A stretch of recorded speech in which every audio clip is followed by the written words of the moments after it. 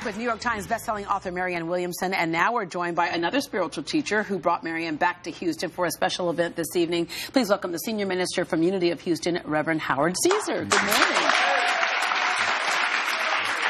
I have a special place in my heart for you because when I first moved to Houston, didn't really know very many people at all. I would hear your messages every morning on the radio. Yes.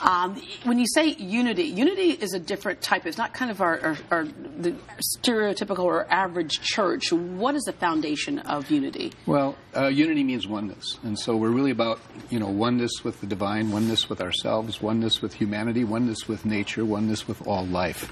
And we say we're positive, practical, and progressive. So we're always growing. We're always wanting to be on the leading edge. And that's why we bring in neat people like this lady here. Yeah. Religiously speaking, is it Christianity or do you welcome? Yes, it is Christianity, but it's also a blending of Eastern and Western thought. I mean, once a year I travel to India and go to a school there on oneness.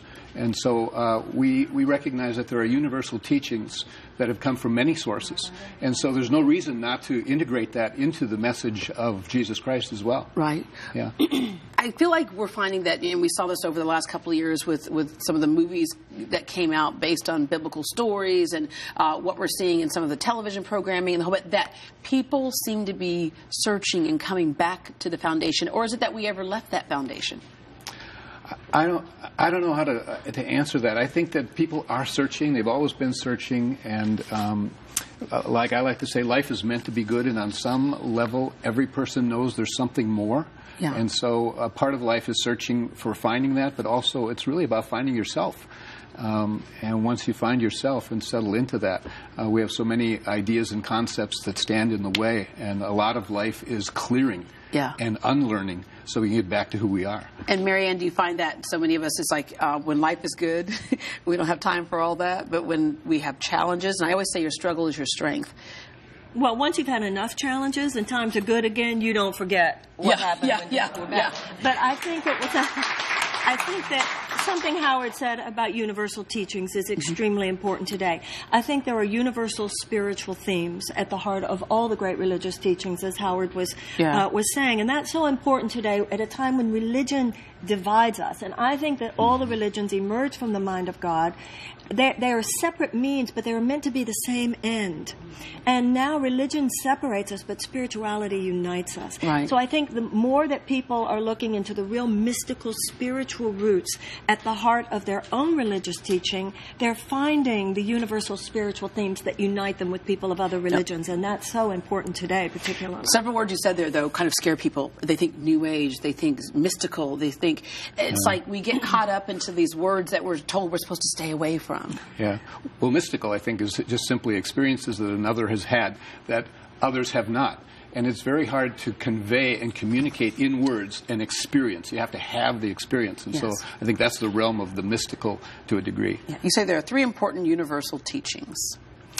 Well, there's not just three, but, but there are three that we'll focus on because that's all we have time for. But power of thought or the mind. Well, it seems like a lot of the speakers that we have come are all talking about the inner being, the inner person. And of course, starting with Deepak Chopra, and Norman Vincent Peale, for one, he had the book The Power of Positive Thinking. So he was speaking about thought there, and that every thought is an energy.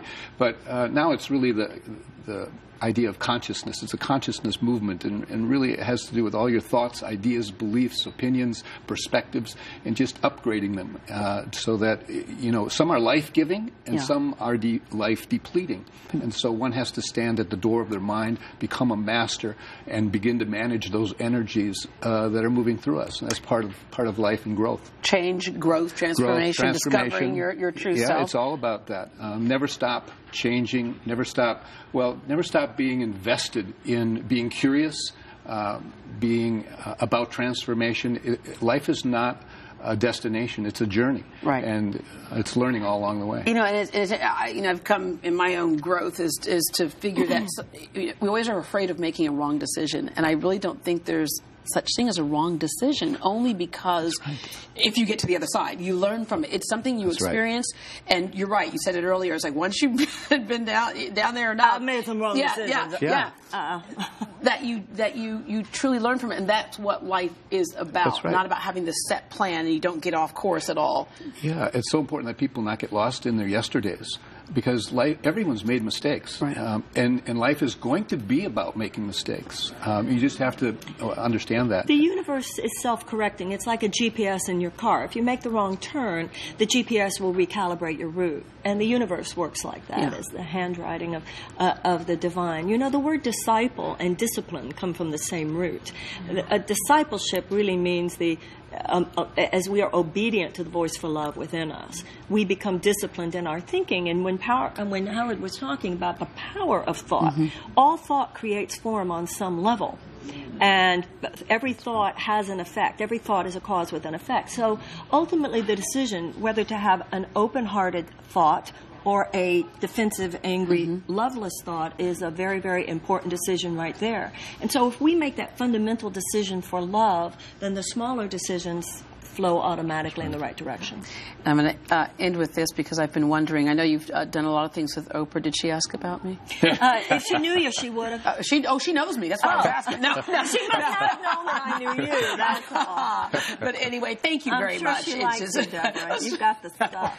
But especially this time of year, it's kind of when we reflect on things like this. So thank you very much for coming to the show today. And a reminder, Unity of Houston is hosting that special spiritual lecture from Marianne Williamson tonight from 7:30 p.m. to 9:30 p.m. For ticket information, just visit the show links page at our site, greatdayhouston.com, and we will link you to it. And don't forget to log on to Facebook and let us know if you've ever had a miraculous experience in your life and what it was. We'll share some of your comments later in the show, and I know you two probably had many of them. That's a whole show in itself. We'll have to have you back for that. All right. Change